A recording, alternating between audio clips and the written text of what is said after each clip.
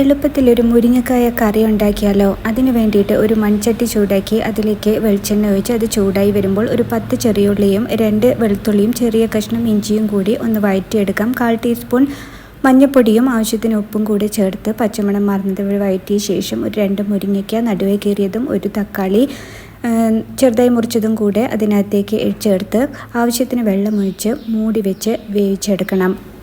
നന്നായി വെന്ത് വന്ന കറി ചൂടാറാനായി മാറ്റിവെക്കും. അതിൻ്റെ ഇടയിൽ ഒരു മിക്സി ജാറിലേക്ക് 1/4 കപ്പ് തൈര് എടുത്തിട്ടുണ്ട്. നല്ല കട്ടി തൈരാണ്. അതിലേക്ക് 2 പിഞ്ച് നല്ല ജീരകം ചേർത്ത് നന്നായി അടിച്ചെടുത്ത ശേഷം ചൂടാറിയ കറിയിലേക്ക് ചേർത്ത് കൊടുക്കാം.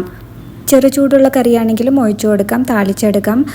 കടുകും വറ്റൽമുളകും കറിവേപ്പിലയും ഒരു പച്ചമുളകും ചേർത്തിട്ടുണ്ട്. കളർ കിട്ടാനായി 1/4 ടീസ്പൂൺ മുളക് പൊടിയും ചേർത്ത് നന്നായി പൊട്ടിച്ച ശേഷം കറിയിലേക്ക് ചേർത്ത് കൊടുത്താൽ അടിപൊളി കറി റെഡിയായി. ടേസ്റ്റ് നോക്കി ഉപ്പ് കുറവുണ്ടെങ്കിൽ ഉപ്പ് ചേർത്ത് കൊടുക്കാം. അപ്പോൾ നാളെ